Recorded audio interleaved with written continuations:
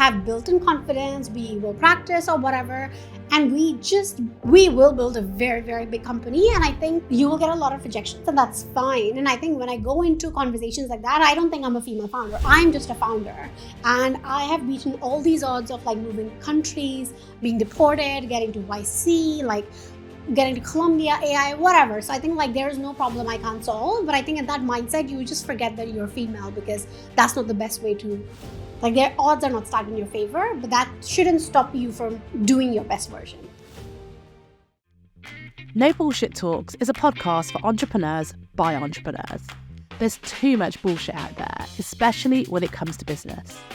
This podcast aims to highlight what's true and what's not in the world of entrepreneurship, bringing you honest and raw conversations about the roller coaster that is entrepreneurship. Each week, my guest will be a high-performing entrepreneur sharing the ups and downs of their journey and helping you prepare for the road ahead, while providing you with actionable insights and absolute gems of knowledge. Stay tuned. I introduce this week's guest.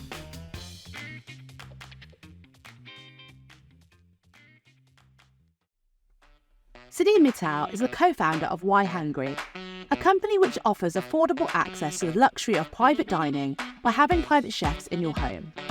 With a degree from Columbia in computer science and a background in trading, Siddhi pivoted into entrepreneurship quickly by completing a cohort at Y Combinator and even featured on Dragon's Den. I present to you this week's guest, Siddhi Mittal. Welcome, Siddhi, to No Bullshit Talks. Thank you for having me here. I'm so excited to chat with you about everything because you've done so much, and I'm a big fan of YHangry, and I've obviously used it myself and continue to use it, absolutely love it. So I'm so excited to have you on and talk about your story and what you've achieved, why you started it and everything. But I'd love for you to do an intro to my audience so that you can do yourself justice with your intro. Amazing, thank you. Well, firstly, so excited to be here. I feel like this is my own personal brand here, No Bullshit Talks. In terms of who I am, I'm Siddhi. I'm born and brought up in India, moved to Colombia to do AI, got deported to London.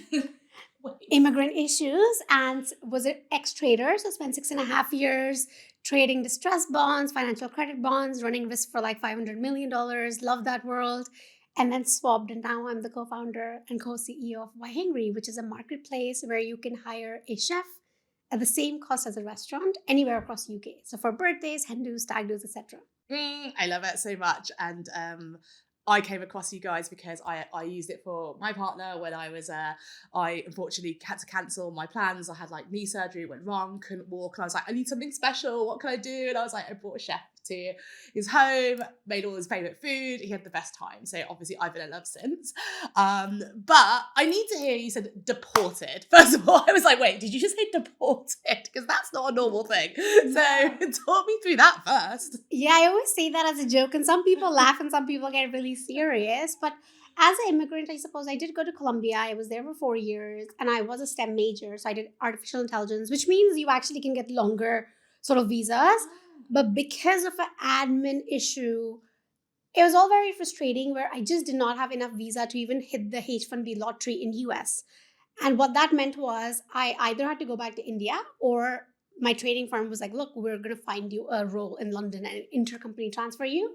So I always say deported, but I would have had to leave US like within the next 3 months. And I think, as like an immigrant, it's kind of really annoying that you're kind of bounced around country to country. And it was like overnight.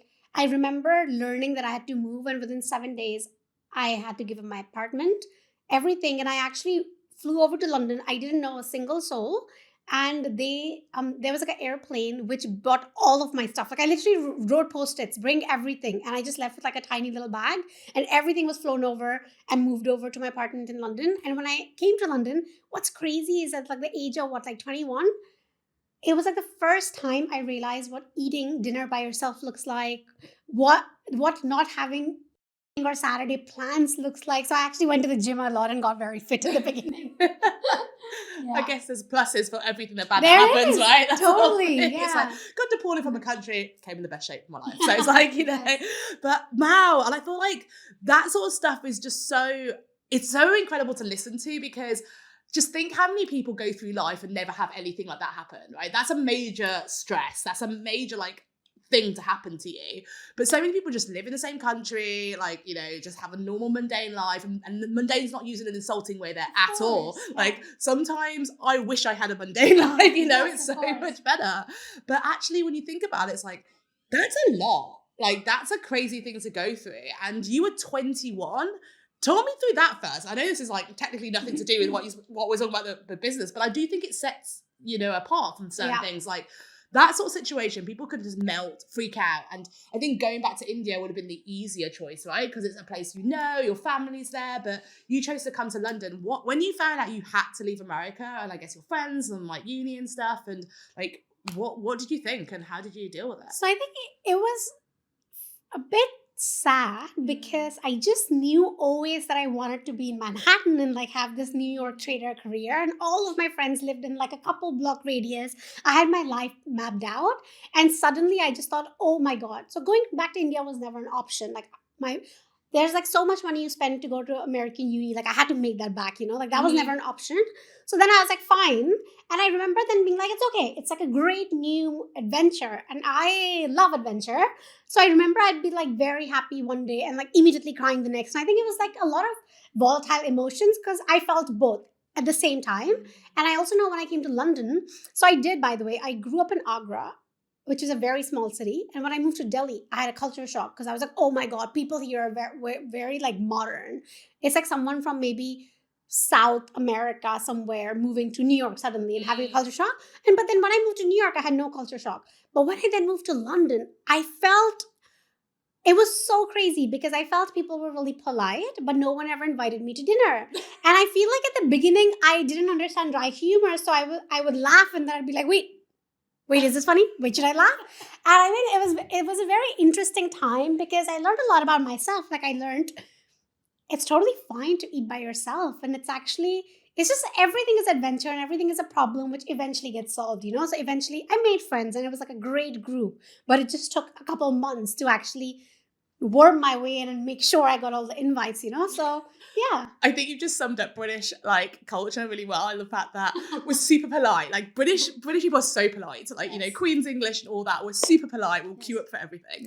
And like, you know, we'll say sorry at any moments and you bang into each other.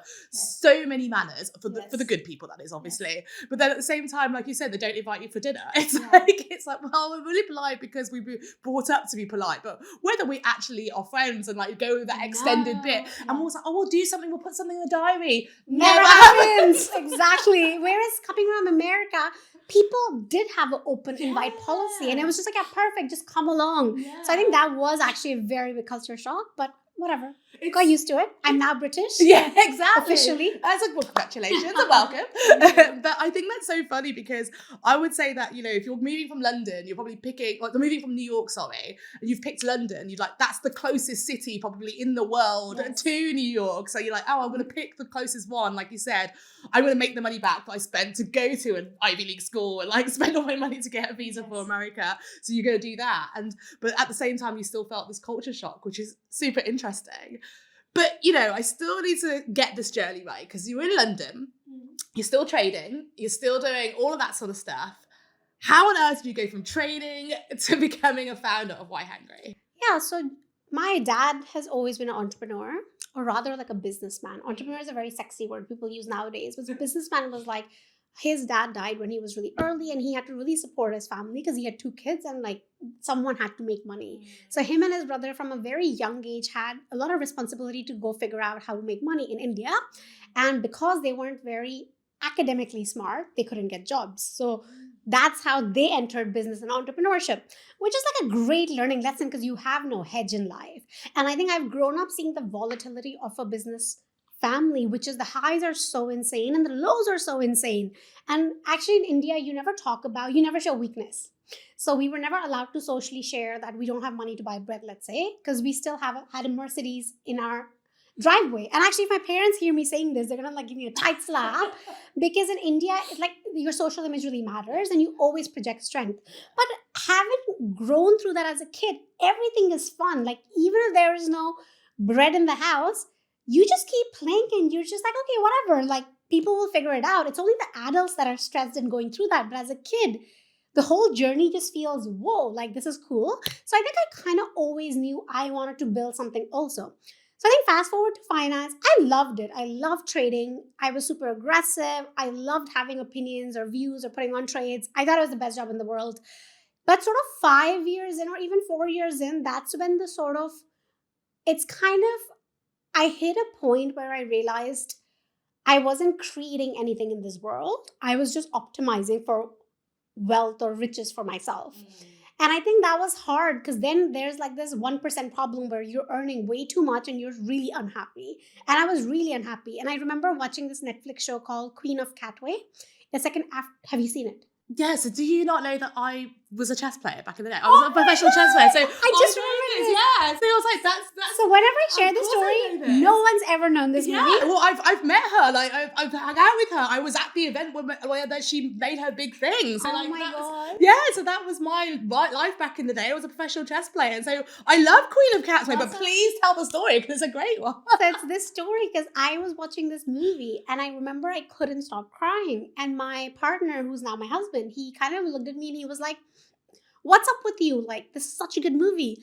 And I remember telling him, that girl still has ambition and she can do anything she wants to. I have no ambitions anymore. Like, this job just feels like a dead end.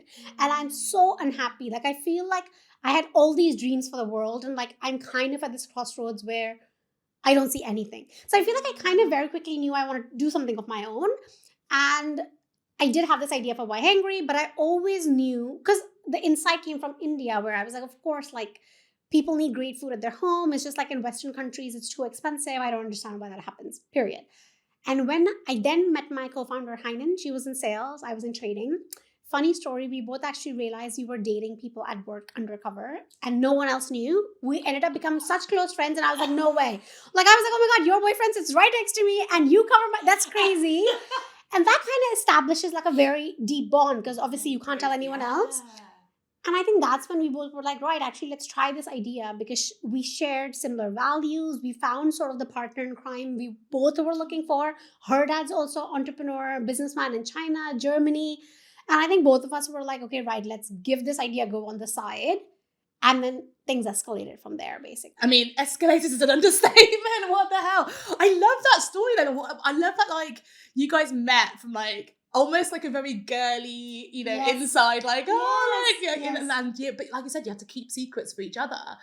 And that's, like, sets a real precedent of trust right there because you both can see that actually you could trust each other. And I think that's really nice. And wow, so that's how you met your co-founder, which I think's amazing because so many people out there wish they kind of had a co-founder that could do that, but they don't find someone they could trust. So lucky, So lucky. So then where did this idea of why come from? Because you've obviously mentioned a lot already about eating by yourself, and this is obviously a big thing for you.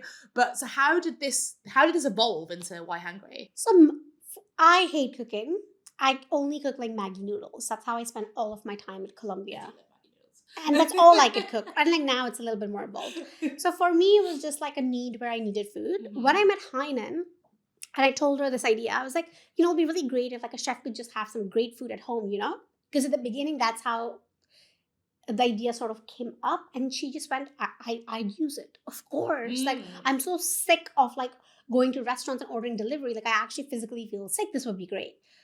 And that was the beginning. And we just thought, right, this makes sense. Like, if I have idea and you're the first customer, there must be more. So that's how, our MVP was just creating a PDF, chucking the dishes we knew, finding a chef and like flogging it to our corporate sort of friends and saying, we know you make money, just book this at cost and give us feedback. And it's a great food in your home. And we actually finally didn't have any British dish because both of us are like way too diverse. So there were only like Indian, Thai, Chinese dishes, Pan Asian on there, but nothing British. I love that. That's so funny. But like now it's like evolved into this huge thing. And I think like I don't know of another service that does anything like what you guys do. Like you can literally, what I think I love about it is that I think my whole dream, I was saying that if I ever got enough money, I'm going to change that because some people have been correcting it. When I get enough money, exactly, I'm going to change that. At least I'm becoming more aware of the narrative I'm telling myself, right? So when I get enough money to hire like incredible members of the team who will change my life, I was saying that as part of my life, I think a chef is got to be one of the number one hires if you could afford it, right? That is got to be Imagine having a life where you don't have to like, even the decision fatigue you get from just like, what do I eat for dinner and all that sort of stuff. Like you were saying about, getting into shape, being healthy. Imagine you had a healthy meal for you every single day that tastes amazing, that is actually tailored to your body and what you need, and like on your table for your family every single day. That's like the best luxury anyone could have. But I would say most people, and probably fair to say most people, cannot afford that luxury. However, what you guys have done is made it affordable once in a while to have that luxury at home. And I just think that's unbelievable. Because I think before that, I was like, you can have a chef, that's going to cost me like millions of pounds. I'm never going to be able to afford that. Okay, so can I just stop you? That was actually a core insight, which actually I forgot to sort of touch upon. As we started YHangry, we knew this one thing. Britain as a country is obsessed with chefs, like MasterChef, Great British Bake Off. Like there's just so many of them. And actually a lot of the world has so many chef shows. So there are loads of chefs. People love chefs. People think they're completely unaffordable. Like they think they cost thousands or millions or whatever. Yet on the flip side, what people don't realize is restaurant workers are one of the worst paid. If you look up their salaries, it's actually so sad. It's like 20K, 24K, 25K, 30K. It is actually that low. Wow. And the hours are brutally long in the kitchen. It's a very scary and hard profession. And the only way to climb that ladder is literally you could be chopping potatoes for like a couple of years because you have to pay your dues. It's really rough. Whereas we knew this makes no sense. And if we could just bridge that gap, people will be able to monetize. So let me ask you a question. How much do you think a MasterChef top 3 contestant from, let's say, 2023, if we were in 2023, so actually 2024 is coming up now, but like, let's say we were last year, what would a per person cost? Let's say you're 10 people booking, and what's like a per person cost to book a top 3 MasterChef contestant? So like if I were to have a 10-person dinner, yeah, and all the food included and everything, but they will come and do that per person. Yeah. It's a good question. I don't know, like £200 a head? Yeah, so £65 per person. So I was like thinking, okay, I could say 150, but I would put up because I feel like they were, but exactly £65 and by the way, this like that's cheaper than eating out. Correct. Omar, he's like British Indian. He finished top 3. You could have booked him, and you still probably can book him for 75 or 80. And the thing is, you start off with low prices because you're building up your profile, and people will be shocked to realize, oh my God, you could have master chefs at your home for that amount. It's ridiculous. And by the way, you save markup on drinks. It's cheaper if you split it. It's way better quality. It's fresh in your kitchen. And I think people just think, oh my God, it's a private chef, thousands of pounds. But when you realize how much they get paid, actually, if they come cook it for you and you save on drinks, net, it's cheaper. It's more enjoyable. And the chef actually probably has a more pleasant experience because it's like 100%. Like you said, it's one of the most stressful jobs in the world. Yeah. And they, like I said, are under all this pressure and people don't appreciate it. But actually, if they're in your home, you're loving this luxury experience. They get to be part of it. They get to see directly what joy they bring into their lives. It must be way more fulfilling for them as well. That's what we hear from chefs often. That's like one of the reasons they love to do private chefing. Oh, I love it so much. Oh my God. So, okay. So I want to go back to because I'm like, okay, you've started this, but how did you go from a PDF to random people you work with to where you are now? Because I know that you also did like Y Combinator, and that's a big like big thing in the startup world, right? Yes. And it's like people talk about Y Combinator. It's obviously a massive achievement to even get in Y Combinator, but then it's also like people go, is it worth the 8%, 7%? 8%? Yeah, 100%. What is it? Yes. It's like, yeah, so it's like, is it worth it? And like you said, 100%. I think like, so talk me through, first of all, I guess, Y Combinator, like how you went for it, why you decided to go for it, your experience. I think it's really interesting. So once we quit, we at some point got ourselves to say, look, we got to quit and at that point we had no real paying customer that was like not our friend, but we just kind of knew there was enough. And like we realized meal prep is harder. People were doing dinners with their friends because there was a lot of food. And then we were like, maybe we'll do dinner parties first. And we just knew life was too short, and we got our like parents buy-in, and we were like, we just gotta quit. And we did it together, which was amazing. But then after that, we were like, oh my God, now what? I think the one thing I really want to flag is we have had so many rejections. So the thing is, people only see like the wins. But I remember the first thing I applied to was Techstars. Boom, rejected. And I still have that video. It's so cringe. Like we're chucking, like we're like dancing with spoons in the air. We're like juggling oranges. We made this like really funny video of YHangry. And Heinen swore never to put it up. But I think one day we will release it. It's such a good video. When you've like come so far and you're Exactly. successful, you can kind of get away with that. But if you failed, it's like, oh no. Exactly. Anyway, so I feel like that happened. We then got into Google for Startups, which was an equity-free accelerator. That actually changed our life quite a bit because as a first-time founder and a tech outsider, but even though I did do artificial intelligence for like the past 7 years, I've been in trading. So I don't know anyone in the world of tech. It's a big bridge. Like everything is new. Like every little thing from marketing, Google, SEO, like Google Analytics, or like building product, website, brand, how much you spend on this or that, everything is so new. So what Google for Accelerator did was there were 10 women startups, and it really forced us to become like a proper startup. Like we kind of were like, right, we were able to articulate something. We had a first version that looked better. So that was really great. Then sort of COVID happened, which was insane. We then got the opportunity to do Dragon's Den, which we said yes. So I think in our life, the one big thing has been we've said yes to every shot that we got. And like you have to take every shot because you're going to get so many rejections. I just assume a rejection. So I don't even care. Like I will apply. And if it gets rejected, that's base case.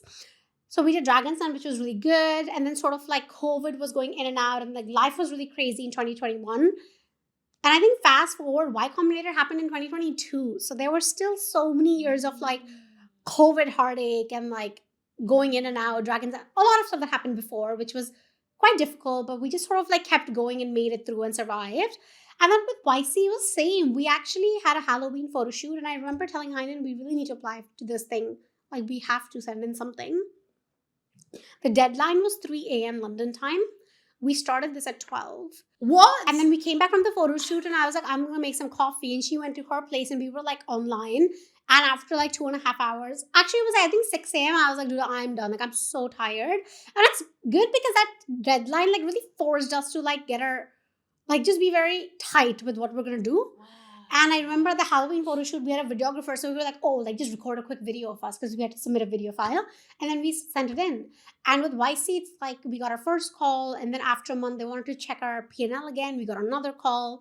And then we still didn't get the acceptance actually because that was unusual because I think they were just waiting to see more data points.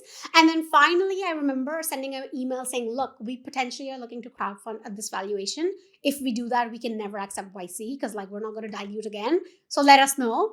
We actually got accepted the next day. So I don't want to say causation or correlation, but there is this sense of like I really feel the biggest lesson was, I can't assume, but it's not crazy to realize that they were waiting to see more and more proof points to why a startup could be successful. Because there's a stat that 70% of founders who go through YC have applied twice or more. Because YC wants to see you at it again and again. So in a way, we were like the outlier that got in the first time, whereas people in our batch had applied like 5 times. Like that's dedication. So I think the really big lesson for me was like, just try, always like find the back door. Like always do that. Like it cost us nothing to email YC and say that. Whereas if we hadn't emailed, I don't know, like would we have gotten it? Would they have just continued to delay that acceptance? So I feel like, yeah, you just have to do like the crazy stuff that people wouldn't normally do because it's not the front door. Right, I want to go back though, because you mentioned 3 major kind of accelerator programs there. Well, not necessarily accelerator programs, but you mentioned 3 big things that people can apply to. And I think that startups are so overwhelmed and intimidated and don't know what's going on out there. So I want to kind of address all 3 because they're big ones. So you said Google for startups, Dragon's Den, and Y Combinator, right? So let's start with Google for startups because they started that first. Like, so for those who don't know, like, who is it for? And like, how did you apply? And like, what did you benefit from that? So there are loads of accelerators out there. This one just started. It happened to be at the time we were looking. So what I'll say is I don't even know the exact application, but as a startup, you should literally be Googling accelerators, equity free, or any type, because I think I have heard enough founders now say accelerators are just value add. When you're so new, if you're a second time founder, by the way, the world is like yours because you've done so much and like you really know what you're doing. But as a first time founder, you have no clue. So these accelerators really provide you with network, people, etc. Given Google for Startups was equity free, was like a no brainer. And I think, yeah, just to summarize, before Google for Startups, we applied to so many other ones because we just knew getting into anything will mean they will whip you in shape. Because I remember speaking to the Oddbox's founder, and he was like, dude, like we started off with this accelerator. I think it was like Founders Institute for him.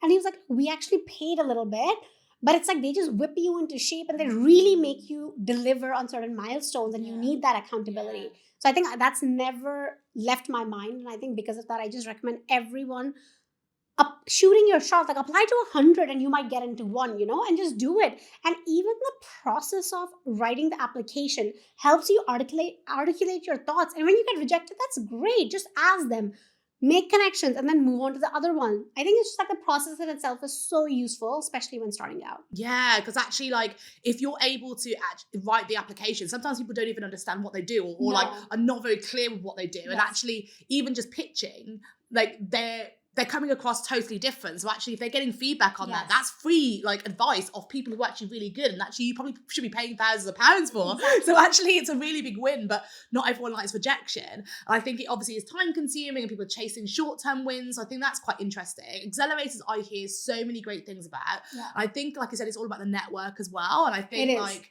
that's why people do MBAs for that same network, right? Yes. So Accelerator is basically the same thing, but actually you're paying for it in a different way instead of equity or something.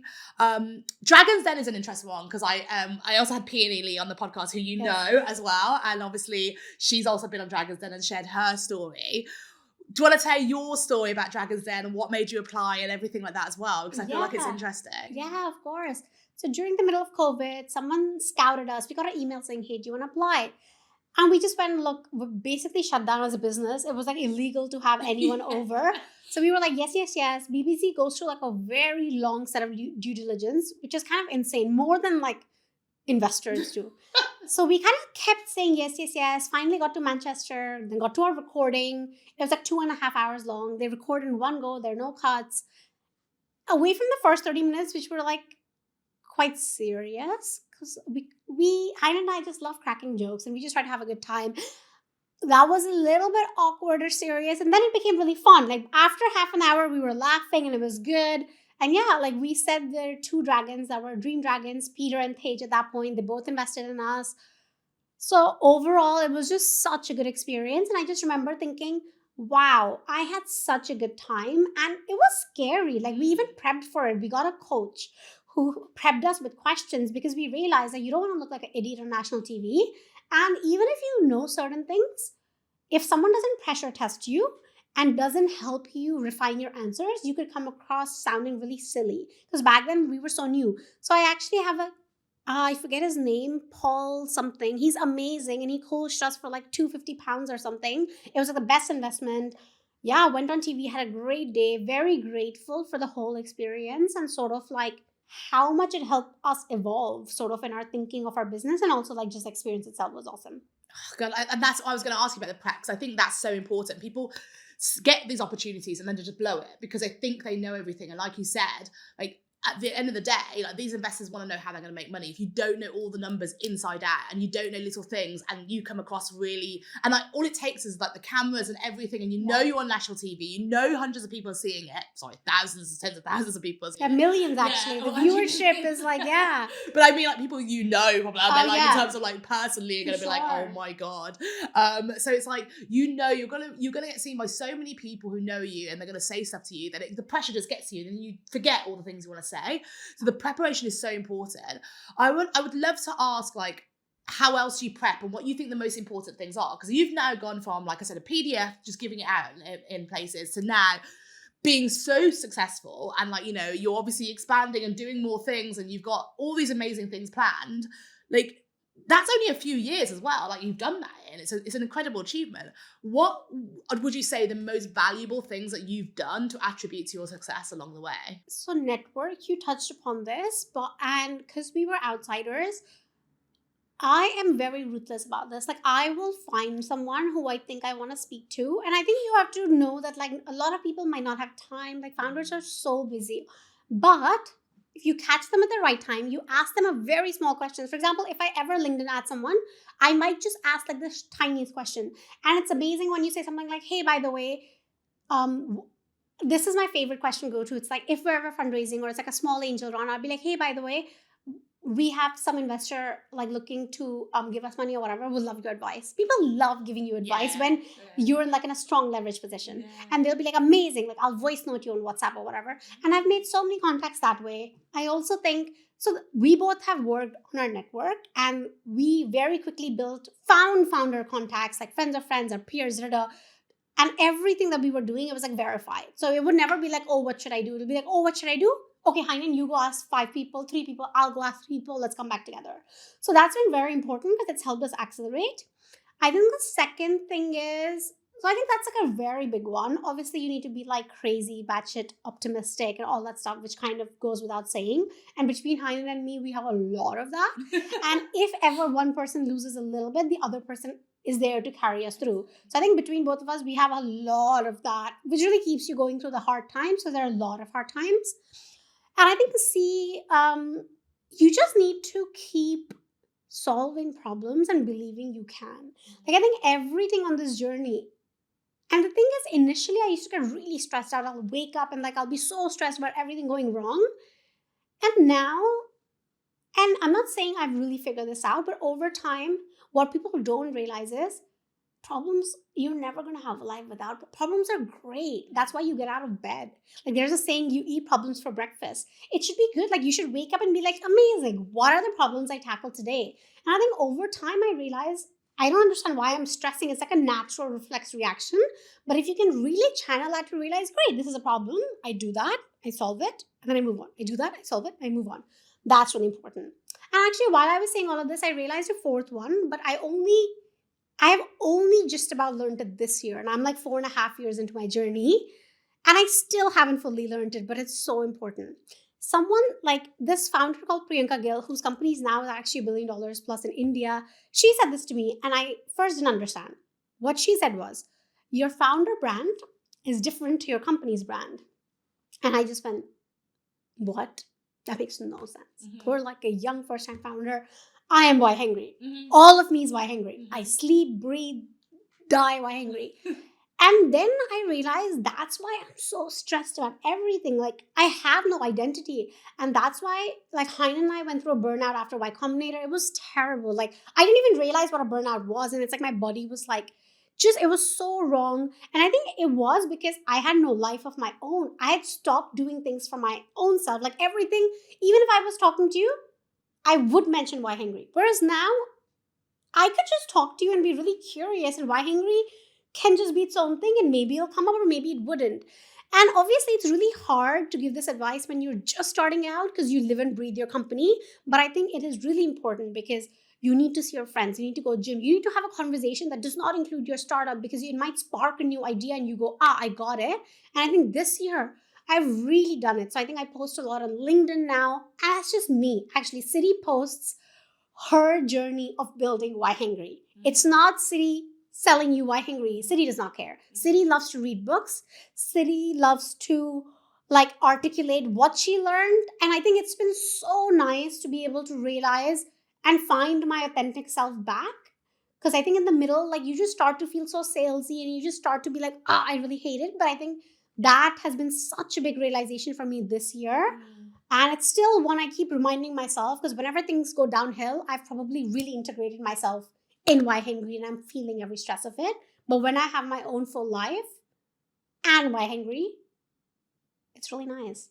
I love that. That's so nice. And I think like everyone's so obsessed with like personal brand at the moment. And I actually quite like you said founder brand. It just sounds a bit nicer in a way. Like I don't know, because I'm so sick of hearing personal brand.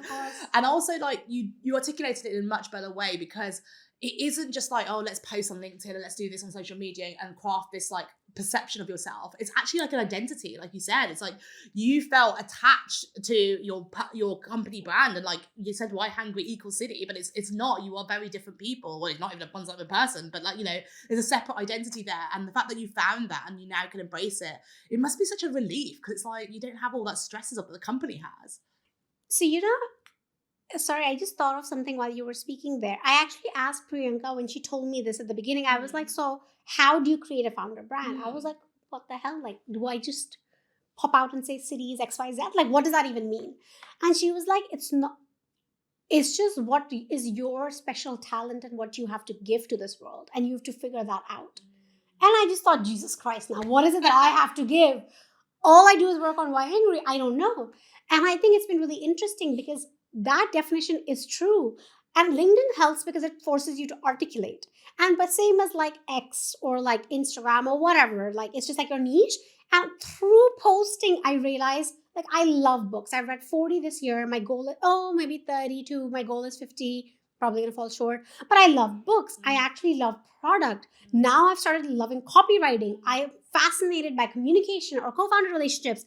And I realized actually that is my niche. Whatever interests me can be a part of my founder brand. And then at some point, some things resonate with people and some things give me more happiness. And that progressively is your kind of little arena. And when you know that, it makes you feel a little bit more secure in your skin versus just being all about the startup. So yes, I have a lot of startup stresses for sure. Like YHangry is still the biggest thing in my life. Like I have my partner, my family, friends, but YHangry is still number one because it just consumes you. But like I have a little routine. Like every morning I'll go to the park and read my book. And now I do that before I start my work. And that just means I've stolen time for myself. And every morning I just feel, okay, I feel very content. If like life was just this, it'll be pretty good. So everything else feels like a bonus. But this is recent. So, you know, like in 2 years, 2 months, I'll be spiraling out again. No, you don't know. It could be on this new thing, because I feel like that now as well. I spent a long time trying to work out what my ideal week would look like. And I love doing this exercise with other people as well. Like I get them to do it on my strategy days. And I think you have an ideal week in the ideal world in a few years' time, which I know is not yet achievable. Like I said, yet, because you know it's going to happen. But then like now, then I set one for the end of this year, and I've achieved that now. And it feels the most amazing thing. Yes. I've got time in my life to do incredible things, and I can like actually go to the gym, like I said, enjoy it, and actually have time. I spend more time with my dog, and every morning, so I don't go to the park and read, but my dog loves to be on the balcony. She loves to be outside. I just, you know, get that fresh air, no matter how cold it is. It wakes me up now. So actually, it's great because I just go outside and give her a cuddle in the morning, and it's like she gets excited to see me.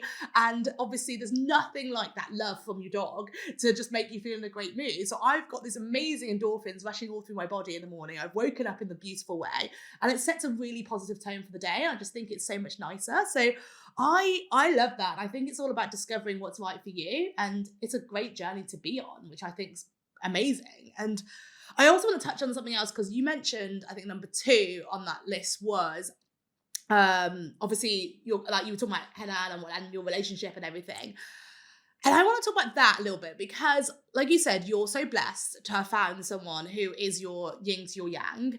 And like, there's a lot of debates out there about co-founders, whether it's good having them. Obviously, there's pros and cons for sure. But there's going to be a lot of people listening who are either already started a business or thinking about it, and they're like deciding, do I need a co-founder? Do I do this by myself? Talk me through, I guess, some of your pros and cons and like why you've obviously loved having a co-founder in your life. Of course. So I think anecdotally, advice can vary a lot. There's a reason YC funds only companies with co-founders. Nice. They are more stable in the sense where, and of course, co-founder breakups are, by the way, the number one reason startup breakups. So that doesn't mean you won't be doomed to failure. Also, like everything has a probability to it. Like 55% of co-founders apparently break up in the first 4 years. And I know that because Hein and I have passed that stage. And I wrote a LinkedIn post about it. But what I'll say is, it shocks me that solo founders can do this. There is so much to do. So let's say if you want to build a company, let alone a really fucking big company. I don't even know if I could have sworn. It's so funny. Everyone asks, and they're like, "Wait, the title is called No Bullshit. I should be allowed to swear." Yes, you can express yourself. I'm just like, say. I know that's exactly what I just went through. Like, wait, it says that. Like, means I should Yes. be able to swear. Yes. But everyone asks, and it makes me laugh. And I'm just like, do you know what? You express yourself in however Love you want it. it. And I was like, do you know what? When people get passionate, swear words come out because it like is such emphasis, and so I'm just like, go for it. Like, it's just you being really passionate about it. So swear away. Yeah, so I think for me it was something I needed to start a startup, because I just knew I could picture myself on my own kitchen table feeling like I'm cuckoo. And I was like, what the hell will I do? And I think for me that was just very strong. So personal preference, I always wanted a co-founder. What I will say though is, it's not easy. It's one of the hardest relationships in my life. And Hein and I have worked on it so much. Like, we've been through multiple co-founder coaches. And the thing is, we realize it's so positive, because as long we both told ourselves early on, look, as we were walking out of finance, there were a lot of haters. There were a lot of people who were like, oh, these girls are going to start a catering company. Honestly, God, so frustrating. And then all we said was, we'll fucking show you one day. Like, whatever, one day we'll show you, it's fine. And I think we looked at each other, we were like, look, we have walked out from potentially like much bigger careers, paycheck, with a lot of people looking at us and thinking, idiotic girl starting a catering company, which really sounds so demeaning, you know? And then we looked at each other, we were like, right, let's promise to each other we will make this work. Like, if our startup fails, it would not be because both of us couldn't get along. It'll be about something else. And we've just kind of always believed in that. I think maybe it's our shared Asian values, where our parents went through similar stuff. Like, she's immigrant too. I think we have more mutual bonds. But yeah, I think we're just committed to be better. And every time we've gone through co-founder coach, it's crazy how much I realize I don't know about communication, about frameworks, about my own self. Like, I think this year I've realized my brain operates so differently. Like, I don't know if I have ADHD, but like I work at like an insane speed. I have so many thoughts at the same time. Like, it's actually understanding my own operating system and my reactions and triggers and my zone of geniuses and what I'm not good at, and then hers, and then how you communicate. All of that has been such a fascinating journey. And we have like an insane coach right now. Like, he spoke at Harvard. He like reads literature from Stanford. So it's very methodical. Like, as a logical person, you can say, oh my God, I get it. We're not having an argument because we don't like each other. We're having this argument because it's my POV, her POV. She comes from these areas. This is it. We're somehow not getting through. We need a structure to be able to give this constructive feedback. And I think it's just so fascinating. It's like a whole new world. But I love it. I love all of it. But we've done a lot of work. Yeah, well, I mean, for me, the most surprising bit about that is that there are co-founder coaches. I didn't even know they existed. But I've never had a co-founder. So it's like, but it makes sense. It's a relationship. You have relationship coaches for everything else, whether it's a marriage or whether it's like even work. But so that to me surprised me. So what does a co-founder coach talk to you about? Like, what are the biggest things that co-founders do have problems with, would you say? So actually, probably co-founder coach is the same as a founder coach. I think they probably cover both use cases. We've never, and actually now sometimes we have a common session, sometimes the individual one, because they probably want to understand you a little bit more, which is very interesting. You know, it's nothing very big. The biggest underlying thing is, how do you communicate with each other? Do you understand your own zone of genius and your areas of improvement? And are you able to both grow? Because co-founders grow at different paces in different areas. And how do you maintain that communication through all of this? And it sounds so easy. It's really not. So this was like the best one. And it's crazy because it's changed my life. It's like and the biggest thing that actually people, not just co-founders, in our lives, we assume. So actually, as a product person, you just say that's assumption. Right? Like, let's say you're discovering something and you're building a feature. You're like, no, that's assumption. Go speak to the customer. Hear from their mouth what they're trying to say. Don't assume what they want. So that sounds very normal when you're building product. But people go about life assuming stuff. Like, if your friend doesn't call you, you'll be like, oh my God, she's such an a-hole. Like, she probably like forgot about me, or she was too busy for me. maybe she's having a terrible day and you just assumed, and then you move through your life with this big assumption. So what happens is like rapid startups, that communication is full of assumptions and everything that gets lost because you can assume ill intent, but it was never meant to be. It was just assumption. So like a very good, for example, one example framework is saying, hey, instead of saying, dude, you did this, F you, or like this is so terrible, and then just getting on and getting into argument, to realize, okay, maybe you're upset, maybe it's a story. You could say something like, hey, by the way, when this thing happened, my story, like what I tell myself, not what you did. I don't know what you meant to do. My story was this. Can you clarify? Okay. Like, and then that allows you to be curious and allows the other person to not feel that they need to defend themselves, right? They haven't done anything wrong. It's like innocent until proven guilty. And then you end up facilitating this conversation. And I think that was like a really big one for me. And also just realizing that we need to champion each other holistically. So it's not just like, I'll be a little bit annoyed at you at work and that'll fly. No, like you really believe that to make it work, the other person needs to be happy, feel protected and like secure. And it's your job to like, with every interaction, to give them that. So yeah, a lot of deep stuff, like very life-changing when you know that. So when you were talking earlier about what you love doing, you're like, oh, Siddhi loves books, Siddhi does this. There's one thing you didn't mention, which you've definitely said to me, is that you have a passion to level the playing field for women when it comes to like funding and all that sort of stuff. And I know that's a big passion of yours, but you didn't mention it. So I'd love to bring that up because you are two female founders, but you're two also female minority founders as well. And we all know the stats about how few women get funded and how difficult it is for women. And there is clearly a still big gender disparity amongst all of this sort of stuff. But also your finance background, you totally know how that feels. So I'd love to just talk through that a little bit about how it's been in your journey as female founders, as minority, and like just what you're planning to do and how you're going to help other women. Of course. Actually, it all started in trading where I really believed the world was equal. And I remember getting into an argument with like a client who was like a lot older. She was a customer and I was like, no, it's all the same. You don't understand. This is ridiculous. And then I went back to work the next day and my desk was like, oh my God, did you just call us as a client? And then we became really good friends. And what she told me was, you're just really young.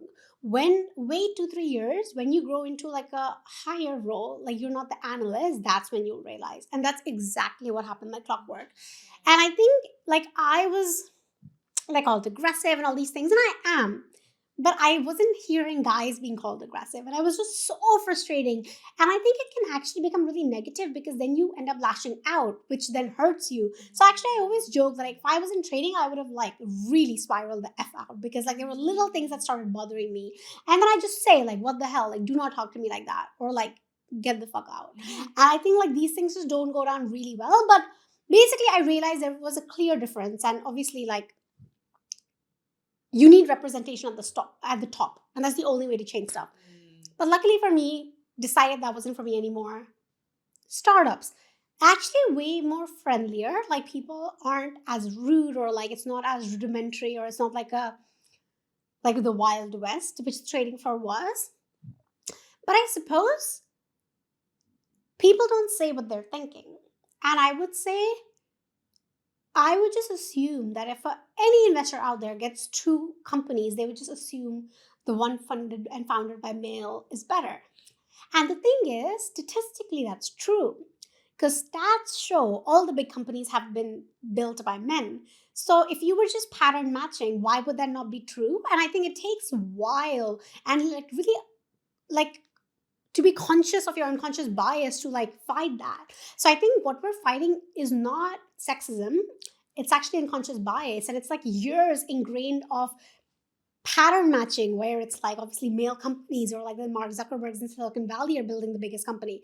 And I think as a female founder, you just have to realize that everything you say has to be confident. Like you have to fight that battle, the unseen battle. And I think female founders do come across actually less confident. It's like they prep less. I think obviously because you know all of these stats, you're already a little bit more scared. Then you got questions which are slightly more unfair. That puts you on a back foot and it's all a cycle. But I feel like for the way Hein and I have counteracted that is we just go, whatever. Like we have built-in confidence, we will practice or whatever, and we will build a very, very big company. And I think you will get a lot of rejections, and that's fine. And I think when I go into conversations like that, I don't think I'm a female founder. I'm just a founder. And I have beaten all these odds of like moving countries, being deported, getting to YC, like getting to Columbia, AI, whatever. So I think like there's no problem I can't solve. But I think at that mindset, you just forget that you're female, because that's not the best way to, like, their odds are not stacked in your favor, but that shouldn't stop you from doing your best version. Actually, you should copy men that do really well. And I think that's actually true. Like people who are really successful, watch them, understand what they're doing really well, and then copy it and then adapt it to your style.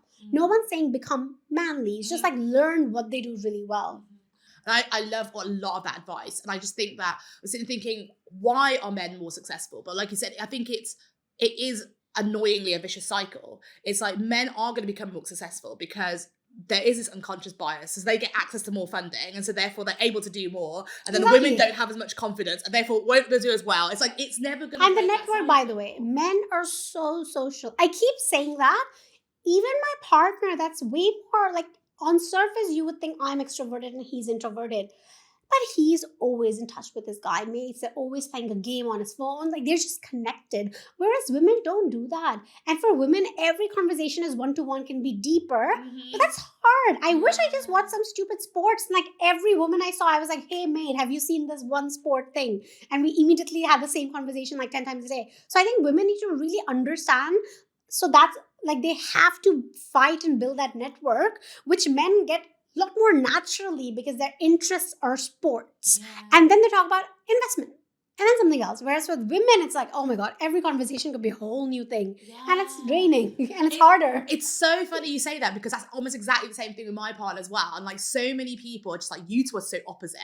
He seems super quiet. I'm the loud one. And it's like, but so that on the surface, people assume that when we go networking, I'm going, oh, hi around everyone. He just doesn't talk to anyone. It's the other way around. He's a really confident networker. I've seen him. He's just like, will talk to people who'll get like cards, and he'll having a chat, and he'll make him business, and he does really well at his job. I'm sitting there going, I'm just going to hide in the corner and just like, not talk to anyone. And I don't like it. And it's really interesting. And he's also, in chats with his guy friends and stuff like that. And we just don't do that. We were like both really busy. And like, my friends and I, like, we were like, oh, do you want to catch a drink? Oh, we'll sync up diaries. And it never happens. It's such a different thing. So I totally see it. I just think that as women, there's also a little bit of a narrative, I think, that women are more disadvantaged, so people kind of use it as an excuse, and I think that becomes a dangerous thing. But what are your thoughts on like women who are doing great things? Because I feel like there are women out there who, do have like, power and like and influence, and like you saying you really want to be able to help level the playing field. How important is it for like women like yourself who have done really well to kind of talk about it, and like what do you hope to kind of help other women do? Oh, I think it's so important, because I think it can go two ways. Sometimes women in power who really made it, they have had such a hard time that they're not necessarily hardwired to then necessarily bring up other women, because it's like, oh, you also have to jump through hoops. Whereas there are a lot of women that I see nowadays in the tech ecosystem that are very vocal. And that's exciting because they understand like they need to help, or whether that's try to build funding, or whether that's mentorship or whatever. So I think same for me. Like I think my goal always was build like a unicorn company or decacorn company. All the wealth, etc., goes back into funding women businesses, which then basically creates more equality because more women get hired and all that stuff. But then I also realized I don't have to wait till the end. So you can do things like I actually realized like unconscious bias. When a guy will reach out to me and a woman, I will actively be like, okay, why did you respond to that guy? Now go respond to that another woman. And sometimes the messages are better, right? It's like crisper. Like, so I won't be responding because it's a guy or girl, but then I will give the benefit of doubt and say, okay, I'm going to take that extra time just to do that little bit, which doesn't cost you very much, but it helps because it's like you are remembering that path isn't the easiest. Yeah. Oh, I love that. And I think that's so nice to give back. And I always find that as well. Like, when I see other people who look like me struggling, like I don't have time as much for mentoring at the moment, but any sort of like young Black woman who comes to me and is like, I'm really struggling, can I have some advice? I'm like, I've got time for you, because I know what a struggle it is. And I know how I've been rejected and how I've been treated. So I feel like just, giving half an hour of your time could be really life-changing for them to hear that advice and know that they've got someone that had their back. It's not going to be that much of a detriment to me. So I feel like that's what I always do too. So I think it's really important. That's incredible. And I think, even little things like just message back, like write an answer back, you know? And obviously I can't do that with everyone. And I feel like there's such little time, but it's like being aware and then being like, okay, if I can, let me just make out that 1 minute, that 10 minutes, that like little response. Oh, love it. Is there anything else that you would give advice to for founders out there? Because I feel like you've had a whole lot of a journey and you've done so many things. Like, what advice would you give to people who are there like now, like in the middle of their startup? They want to scale, they want to get bigger, they want to get to where YHangry is. What advice would you give them right now? One step at a time. Like, follow your customer. Customer is king. Like, see what they're doing, talk to them, no assumptions. As a founder, you should constantly be doing that. I still do it. I do it with customers. I do it with chefs. Keep talking, keep building your product. Distribution is important, but even for distribution and copy, speak to your customer. Like, how does the customer talk about your business? So I think it all goes back to the customer, and that's really important. So do that. And then B is, just like do back doors. People don't knock on enough back doors. There's so much competition at the main door of a building. Like, don't do that. Don't try to get into a club with the main queue. Just go find that weird back door, because they exist. If you are being creative enough, crazy enough, something exists. You can always reach out to someone on LinkedIn. People actually are terrible at cold emailing. Get really good. Say something that's interesting, I actually cold emailed. No, I'll say this story and I'll make it TLDR, but it's really interesting because I'm like, more people need to do it. So I went to Slush, which is like a conference in Finland. I then was meant to go to a party, bagged party. We didn't have tickets. So I said that I'm the OnlyFans CEO, Amra Poligan, because I'm brown, she's brown. And for VIP, they just check your name. So they let me in. I think that was really funny because everyone sort of got in with like whatever different names, and it was fine. It was like a fun party. We paid for our drinks, came back out. But then a year later, I actually messaged Amra Poligan on LinkedIn telling her that I did that as a story. And she responded being like, haha, that's really funny. And it is a very funny story. Like, and I just feel, obviously it stands out. Like, how many people are messaging her on LinkedIn telling her they kind of used her to get into a random party. And I think it's just people need to be creative, out of the box, and there is a lot you can do. So just, be crazy and keep going. Oh, do you know what? I love that. That is the best piece of advice, because now I've got so many cool ideas, and I just feel like, and I just want to set a challenge now for everyone listening to do the most crazy thing, do the most crazy outreach, and just see where it leads, because you never know. And I love that so much. Thank you so much for today. It's been brilliant, and I loved having you on. Thank you so much. I really enjoyed it. Thank you.